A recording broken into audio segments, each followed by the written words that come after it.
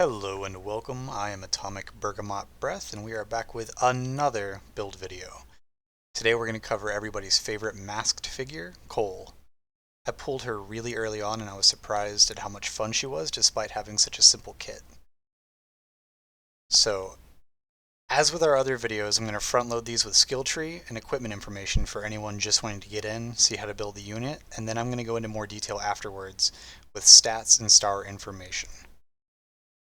Without further ado, here we go.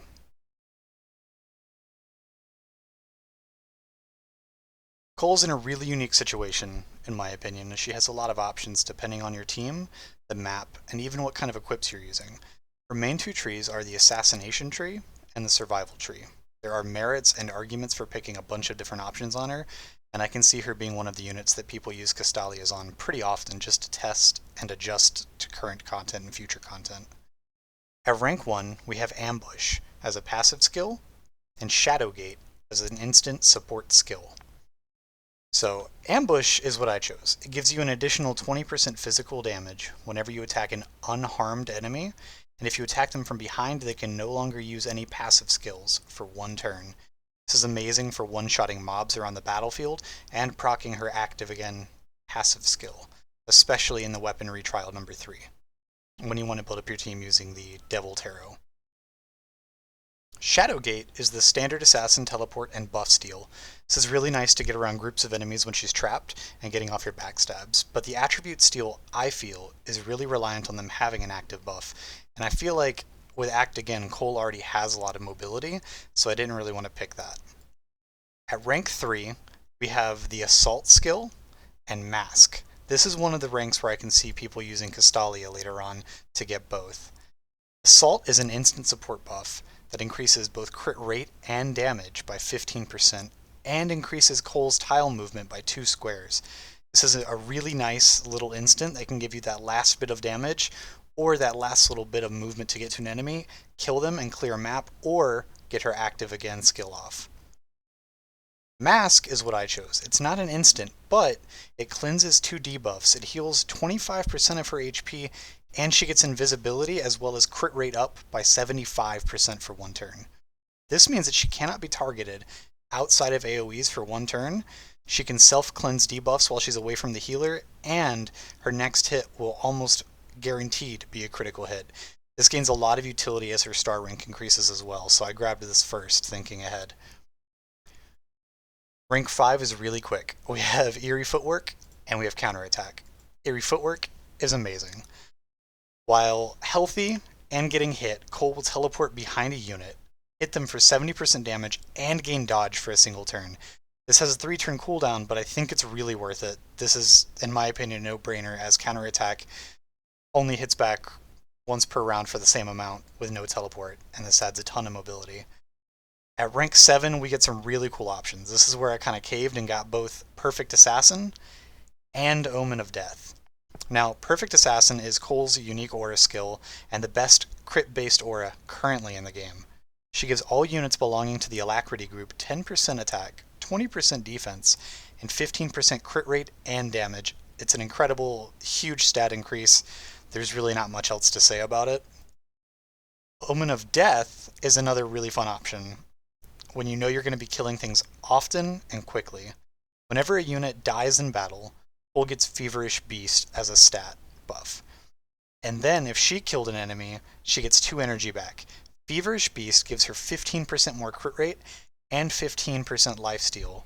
This can stack up to 5 times for a whopping 75% insane amount of self-healing and extra damage. This has saved me a lot, especially on the weaponry trial maps at higher difficulties.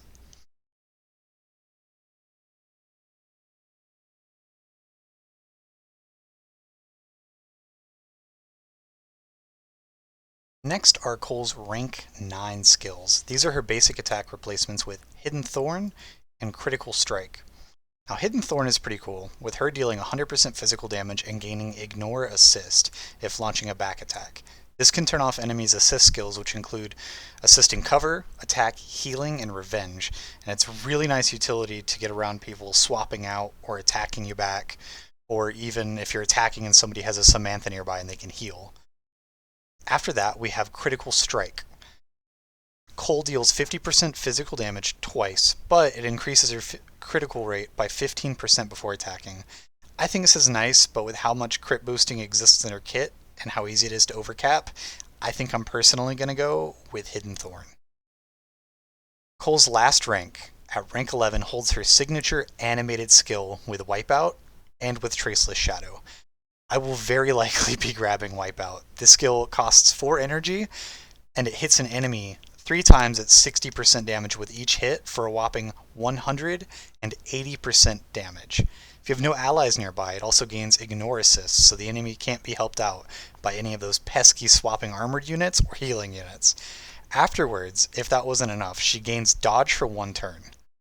At 4 energy, you might be worried about the ease of use. However, with how often she can recover energy using Omen of Death and other just buffs and stats from your team, I'm not going to worry about it too much, and I don't think you should either. The final skill is Traceless Shadow. Traceless Shadow is nice, as Cole will gain dodge for 1 turn, and upon dodging she will teleport behind the enemy and hit them for 100% damage, and then gain dodge again. This is nice, but I honestly just want to see the flashy wipeout skill for my caveman Unga Bunga brain. Okay, so my current setup is mostly for auto mode, so that Cole will run around and just auto attack and kill everything with no wasted turns, as the AI can be a little bit funky.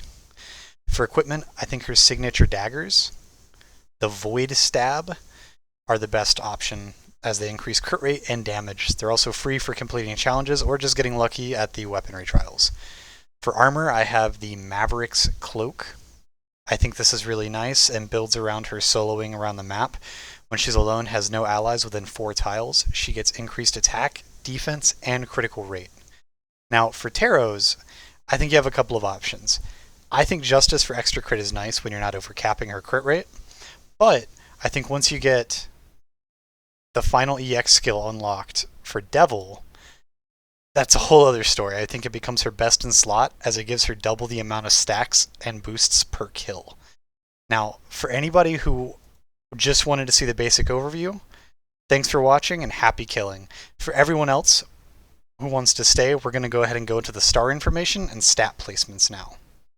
So, like most of her kit, Cole's stars are really simple. If she's alone with no allies within 2 tiles, she gets a stat increase starting at 5% on attack and defense, or on a physical attack and critical rate, going up to 15%.